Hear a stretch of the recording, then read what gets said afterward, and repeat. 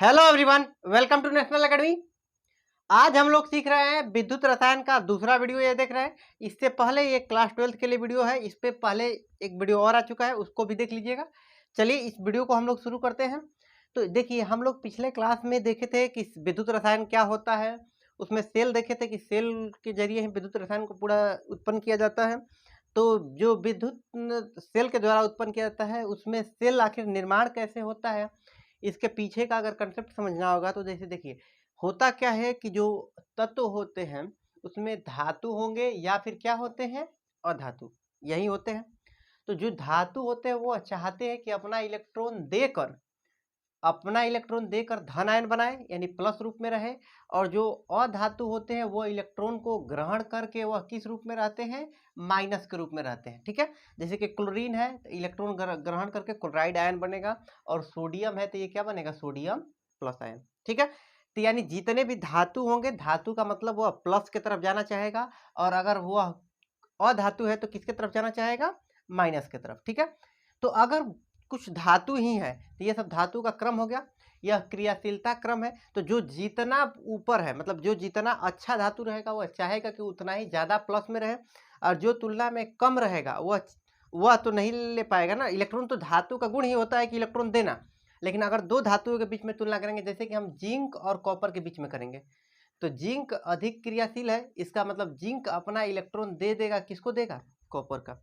अगर हम एक सेल बनाते हैं लोहा को और लेड को मिलाकर, तो यानी कि यहाँ पर हमको लोहा क्या करेगा, अपना इलेक्ट्रॉन किसको दे देगा, लेड को देगा। ठीक है, तो जो अधिक क्रियाशील धातु होता है वो अपना इलेक्ट्रॉन देता है किसको, जो कम क्रियाशील धातु होता है उसको। क्यों?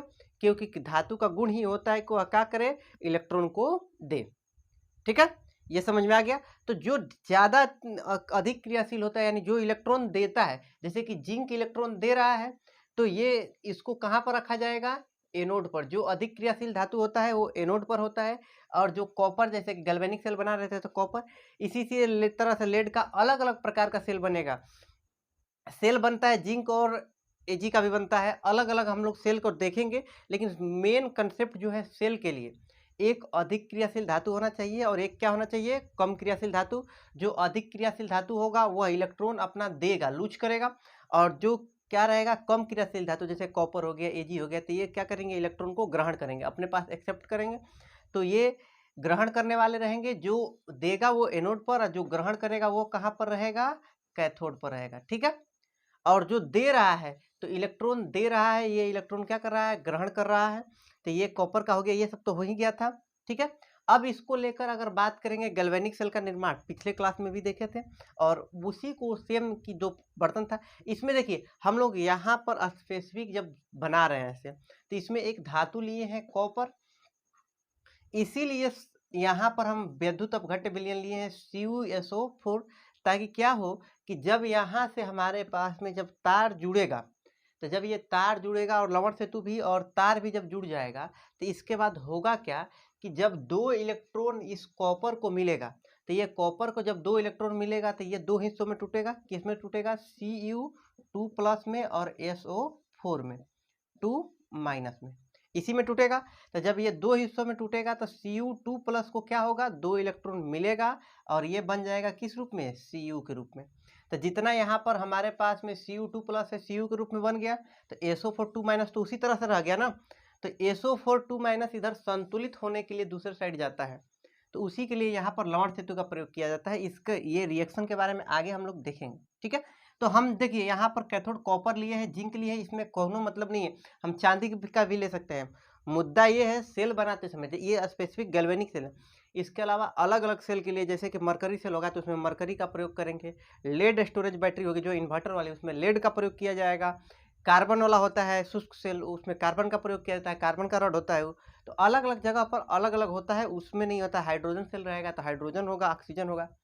तो अलग अलग में जो कम क्रियाशील धातु होगी वह कैथोड पर रहेगी, जो अधिक क्रियाशील धातु होगी वह कहाँ पर रहेगी, एनोड पर। अधिक क्रियाशील धातु अपना इलेक्ट्रॉन देगा किसको, जो कम क्रियाशील धातु होगा उसको। तो जो इलेक्ट्रॉन दे रहा है उसके पास में आता है माइनस, और जो इलेक्ट्रॉन ग्रहण करता है उसके पास में आता है क्या, प्लस। क्योंकि ये जब इलेक्ट्रॉन ग्रहण कर रहा है तो धारा उसके विपरीत दिशा में गया, तो इसीलिए इसको हाई वोल्टेज, इसको क्या बोल दिए, लो वोल्टेज। ठीक है, ये चीज़ हो गया था, पिछले क्लास में हो गया था, उसी को एक रिवीजन के तौर पर देखे थे। पिछले क्लास में हम लोग इसके अलावा जो देखे थे, हम देखे थे कि गैल्वेनिक सेल जो होता है, 2 प्रकार होते हैं, एक वैद्युत अपघटनीय सेल और एक गैल्वेनिक सेल या वैद्युत रासायनिक सेल, ठीक है? तो यहाँ पर दोनों में अंतर जो होता है परीक्षा में पूछ देता है कि वैद्युत अपघटनीय सेल में और वैद्युत रासायनिक सेल में अंतर लिखें, ठीक है? तो जब दोनों में अंतर लिखने की बारी आएगी, तो हमारे पास में वैद्युत रासायनिक सेल जो होगा, इसमें अंतर, पहला अंतर दोनों में क्या होगा कि जो वैद्युत रासायनिक सेल या फिर गैल्वेनिक सेल क्या होता है, जो रासायनिक ऊर्जा को किस में बदलता है, विद्युत ऊर्जा में। जबकि वैद्युत अपघटनीय सेल क्या करता है, यह विद्युत ऊर्जा को उल्टा किस ऊर्जा में बदलता है, रासायनिक ऊर्जा में बदलता है। मतलब कि क्या करता है, जब वैद्युत अपघटनीय सेल तो बैटरी चार्ज होती है, यानी कि इसमें बाह्य स्रोत से यानी बाहर से इसको विद्युत क्या करना पड़ता है, देना पड़ता है, ठीक है? ये पहला अंतर हो गया। इसी तरह से इसमें दूसरा अंतर जो होगा कि इसमें क्या होता है, अस्वतः रेडॉक्स अभिक्रिया होती है। अभी हम लोग देखेंगे रेडॉक्स अभिक्रिया क्या है, कैसे काम करता है। तो इसमें जो होता है अस्वतः होता है, मतलब अपने से रेडॉक्स अभिक्रिया होता नहीं है। इसके लिए जब बाहर से विद्युत धारा देंगे तब जाके रेडॉक्स अभिक्रिया होगा। लेकिन इसमें जो होता है, इसमें बाहर से कुछ भी हमको विद्युत धारा देने का जरूरत नहीं है। यह क्या होता है, स्वतः रेडॉक्स अभिक्रिया होती है, ठीक है? यानी कि स्वतः रेडॉक्स अभिक्रिया के बारे में आप पहले भी सुने होंगे। जब ऑक्सीकरण और अवकरण अभिक्रिया एक साथ होती है तो इसी को क्या कहते हैं, रेडॉक्स रिएक्शन। और रेडॉक्स अभिक्रिया जब बिना ऊर्जा का, मतलब कि उसको बाहर से ऊर्जा देने की जरूरत नहीं है, तो स्वतः हो गया। अगर बाहर से इसमें धारा प्रवाहित करना पड़ रहा है तो इसको क्या बोलेंगे, अस्वतः। तो जो अपघटनीय सेल होगा, यानी बैटरी जब चार्ज होती है तो उस समय वह अस्वतः होती है, यानी अपने से हो सकता नहीं है। जब तक विद्युत धारा दे रहे हैं तब तक चार्ज हो रहा है। विद्युत धारा अगर देना बंद करेंगे, लाइट कट गया तो नहीं होगा, ठीक है? अब इसमें अगर बात करेंगे, तीसरा अंतर क्या होता है, इसमें कैथोड, गैल्वेनिक सेल अभी हम लोग पढ़े हैं, इसमें कैथोड के पास में प्लस होता है और एनोड के पास में क्या होता है, माइनस होता है। जबकि जब चार्ज होता है तो बैटरी उल्टा हो जाता है, उसमें बैटरी में एनोड पर प्लस हो जाता है और कैथोड पर क्या होता है, माइनस होता है।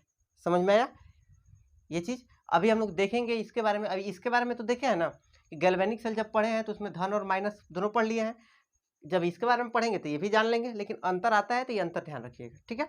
इसके अलावा क्या होता है, इसमें बाह्य परिपथ में बैटरी या विद्युत ऊर्जा की अन्य स्रोत को लगाना आवश्यक होता है। यानी जब बैटरी चार्ज करेंगे तो बाहर ऊर्जा का स्रोत होना चाहिए, तभी ना चार्ज होगा बैटरी।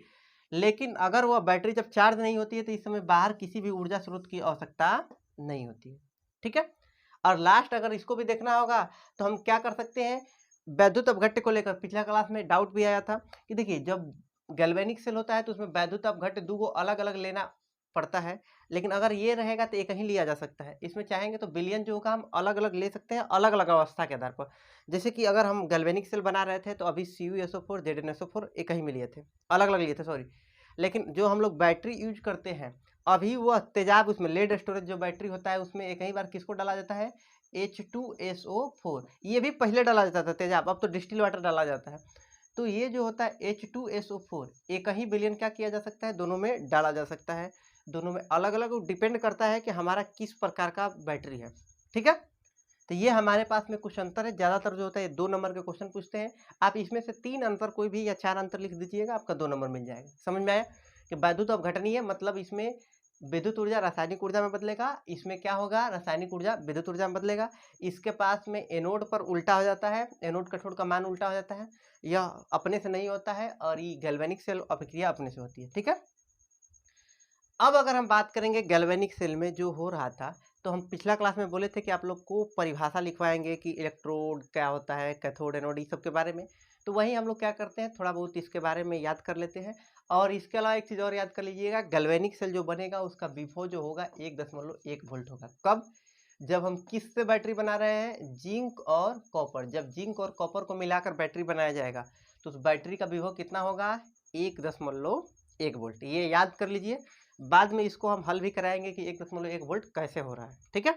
इसके बिना ये चीज़ अभी के लिए याद कर लीजिएगा, थोड़ा देर जैसे 2 वीडियो के बाद 2 उसमें आएंगे, ठीक है? तो गैल्वेनिक सेल की अगर बात करेंगे क्या होता है, तो इसमें क्या होगा, किसी सेल में 2 इलेक्ट्रोड का विभव ऋणात्मक या धनात्मक हो सकता है, ठीक है? इसमें परंतु अधिक ऋणात्मक मानक अपचयन विभव कहलाता है इलेक्ट्रोड एनोड, और कम ऋणात्मक मानक वलय को क्या कहा जाता है, कैथोड।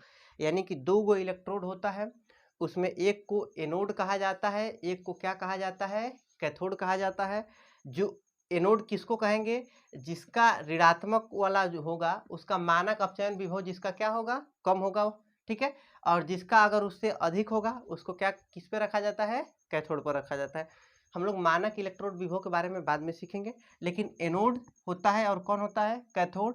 एनोड पर कौन होता है? जिसका अपचयन विभव कम होता है, जिसका अपचयन विभव अधिक होगा वो कहाँ पर रहेगा? कैथोड पर, ठीक है। अब इसमें क्या होता है? किसी वैद्युत रासायनिक सेल में, ठीक है, ऑक्सीकरण अभिक्रिया कहाँ पर होती है? एनोड पर, और जबकि अपचयन अभिक्रिया कहाँ पर होती है? कैथोड पर, ठीक है। यानी अपचयन का मतलब अवकरण। तो जो अभिक्रिया होती है, एक गैल्वेनिक सेल जब बनेगा, ठीक है, जैसे कि यहाँ पर हमारे पास में एक गैल्वेनिक सेल, ये एक गैल्वेनिक सेल हो गया कंप्लीट। तो इस गैल्वेनिक सेल में अभिक्रिया, एक ये अभिक्रिया एनोड पे हो रही है। एनोड पर क्या हो रहा है? अभिक्रिया देखिए कि जिंक था पहले, और जिंक क्या कर रहा है? अपना 2 इलेक्ट्रॉन बाहर निकाल रहा है। 2 इलेक्ट्रॉन इसका बाहर निकल गया। 2 इलेक्ट्रॉन बाहर निकलेगा तो ये किस रूप में हो जाएगा? Zn2+ में, ठीक है। तो Zn2+ में हो गया कब? जब 2 इलेक्ट्रॉन बाहर निकला है तब अलग हुआ है। तो यानी ये एनोड पर क्या कर रहा है? इलेक्ट्रॉन को बाहर निकाल रहा है, और जो इलेक्ट्रॉन देता है तो उसका क्या होता है? ऑक्सीडेशन होता है, यानी कि ऑक्सीकरण, ठीक है। तो इलेक्ट्रॉन देने वाले को ऑक्सीकरण कहते हैं, और जहां पर इलेक्ट्रॉन ग्रहण करता है, यानी जो इलेक्ट्रॉन ग्रहण करेगा उसका अवकरण होगा। और कॉपर क्या करता है? कॉपर 2+ में पहले ही से रहेगा। जो यहाँ पर CuSO4 का विलयन था उसमें का Cu2+ रहेगा, और इसको क्या होगा? यही 2 इलेक्ट्रॉन मिलेगा तो ये किस में बदल जाएगा? Cu में, ठीक है। तो ये जब Cu में बदल गया तो ये इलेक्ट्रॉन ग्रहण किया है, तो जो इलेक्ट्रॉन को ग्रहण करता है उसका क्या होता है? अवकरण होता है। और जो क्या करता है? इलेक्ट्रॉन को देता है, जैसे कि यहाँ पर एनोड इलेक्ट्रॉन को दे रहा है तो इसका क्या हो जाएगा? ऑक्सीकरण, ठीक है, इसका होगा ऑक्सीकरण। समझ में आया? ऑक्सीकरण अवकरण। इससे पहले आप लोग एक परिभाषा पढ़े होंगे जहाँ ऑक्सीजन का संयोग होता है, सेम टू सेम वही है, थोड़ा सा इसको बदला गया है कि ऑक्सीकरण हमेशा केस इस तरह से देखा जाता है कि जो इलेक्ट्रॉन त्यागेगा वह ऑक्सीकरण दर्शाएगा, जो इलेक्ट्रॉन को ग्रहण करेगा वह क्या दर्शाएगा? अवकरण, ठीक है। तो क्योंकि एनोड इलेक्ट्रॉन को दे रहा था इसीलिए यहाँ पर क्या होता है? ऑक्सीकरण, और क्योंकि ये इलेक्ट्रॉन को ग्रहण कर रहा है इसीलिए यहाँ पर क्या होता है? अवकरण, ठीक है। तो हमारे पास में यहाँ पर ये चीज हो गया कि एनोड की अभिक्रिया ऑक्सीकरण होती है, जबकि अवकरण अभिक्रिया कहाँ पर होती है? कैथोड पर। दोनों को मिलाएंगे क्योंकि एक ऑक्सीकरण है और एक अवकरण, दोनों को मिला देंगे तो रेडॉक्स अभिक्रिया। तो यानी एक सेल की अभिक्रिया रेडॉक्स अभिक्रिया होती है जिसमें एनोड पर ऑक्सीकरण होता है और कैथोड पर अवकरण होता है, ठीक है। अब अगला चीज हम देखते हैं कि विद्युत रासायनिक सेल में धनात्मक इलेक्ट्रोड, यानी जो प्लस वाला होगा उसको क्या कहा जाएगा? कैथोड। और जो माइनस वाला इलेक्ट्रोड होगा उसको क्या कहा जाता है? एनोड। इसके बारे में भी बताए थे कि एनोड पर कौची होता है? माइनस होगा, और जो कैथोड पर क्या होता है? प्लस होता है। ये चीज हो गया है, ठीक है। इसमें क्या होता है? वैद्युत रासायनिक सेल में बाहरी परिपथ में इलेक्ट्रॉन क्या करते हैं? ऋणात्मक इलेक्ट्रोड यानी एनोड से किधर की तरफ जाते हैं? धनात्मक की तरफ, यानी कि कैथोड की तरफ। यानी कि यहाँ पर इलेक्ट्रॉन जो होता है गैल्वेनिक सेल में, इलेक्ट्रॉन एनोड से किधर की तरफ जाएगा? कैथोड की तरफ, ठीक है। और जाता है। इसके अलावा आंतरिक पथ में अंदर ही अंदर क्या होता है? वह क्या होता है? एक दूसरे के विपरीत होता है। जैसे कि धारा जब प्रवाहित होता है तो धारा का प्रवाह जो होता है प्लस से किधर की तरफ होता है? माइनस की तरफ। तो ये बाहर बाहर तो प्लस से माइनस की तरफ होता है, लेकिन अंदर अंदर धारा किधर से जाता है? माइनस से प्लस की तरफ। तो सेम टू सेम यहाँ पर भी जब एक बैटरी होगा तो बैटरी में बाहर का परिपथ में इलेक्ट्रॉन जो होगा एनोड से कैथोड की तरफ जाएगा, लेकिन अंदर के तरफ से इलेक्ट्रॉन जो होगा किधर से किधर की तरफ जाएगा? कैथोड से एनोड की तरफ। किसके जरिए? तो लवण सेतु आएगा आगे, ठीक है। वैद्युत रासायनिक सेल में विद्युत धारा का प्रवाह जो होता है इलेक्ट्रॉन की क्या होता है? विपरीत दिशा में होता है। यानी इलेक्ट्रॉन का प्रवाह एनोड से कैथोड की तरफ होगा और उसके विपरीत में प्रवाह होगा विद्युत धारा, यानी विद्युत धारा का प्रवाह कैथोड से किधर की तरफ होगा? एनोड की तरफ होगा, ठीक है। ये इंपॉर्टेंट पॉइंट्स है किसको लेकर? गैल्वेनिक सेल को लेकर, जिसमें से ये वाला पॉइंट था और ये पॉइंट हम लोग क्लियर किए हैं, ठीक है। और अब लोग देखते हैं हम लोग लवण सेतु को लेकर कि लवण सेतु क्या होता है, ठीक है। तो देखिए लवण सेतु की अगर बात करेंगे तो लवण सेतु क्या होगा? यही लवण सेतु है, यानी ये क्या होती है? यू आकार की नली होती है, ठीक है। जो किसका बना होता है, तो एक आयनिक पेस्ट बनेगा। आयनिक पेस्ट बनेगा जैसे कि KCl का बन सकता है, KNO3, यानी उसमें एक प्लस हिस्सा एक माइनस हिस्सा। NH4Cl हो सकता है, K2SO4 होता है, या फिर अगर अगर KCl होता है। ठीक है, अगर अगर KCl का लिया जाता है या जेलेटिन लिया जाता है, इस सब का क्या किया जाता है, लवण सेतु बनाया जाता है। ठीक है, ये समझ में आया कि यू आकार की नली होती है, किसका बना होता है। अब इसमें ये इंपॉर्टेंट बात है कि अगर लवण सेतु बना रहे तो इस लवण सेतु का काम क्या है। ठीक है, तो ये जो तो बना होता है वैद्युत अपघट्य, जो क्या करता है, रेडॉक्स अभिक्रिया को संतुलित करने का मुख्य रूप से इसका काम होता है। यानी कि देखिए क्या हो रहा है, ये एक रेडॉक्स अभिक्रिया है। गैल्वेनिक सेल में देखिए इधर से इलेक्ट्रॉन इस साइड में गया, यानी इलेक्ट्रॉन इधर की तरफ जमा होते गया। तो अब क्या होगा कि इधर की तरफ इलेक्ट्रॉन जमा हो रहा है, तो CuSO4 को अपने पास ले रहा है। यहाँ पर जो अभिक्रिया हो रही है, क्या हो रही है, देखिए यहाँ का अभिक्रिया चलते हैं। पहले एक चीज बताते हैं आप लोग को कि जो धातु होगा, ठीक है, तो जो धातु रहेगा वह मुख्य रूप, जब वह शुद्ध रूप में रहेगा, जैसे कि हम केवल बोल दिए Zn या बोल दिए Cu, इसका मतलब कि ये किस अवस्था में है, ठोस अवस्था में। धातु ठोस अवस्था में होता है, लेकिन जब ये आयन के रूप में रहेगा Zn2+, तो यानी यह एक्वस फॉर्म में रहेगा, मतलब किसी में ये घुला रहेगा द्रव में। ठीक है, तो यहाँ पर क्या हो रहा है कि CuSO4 का Cu2+ क्या किया, 2 इलेक्ट्रॉन लिया, और जब ये 2 इलेक्ट्रॉन को ग्रहण करेगा तो ये किस में बदल जाएगा, Cu में।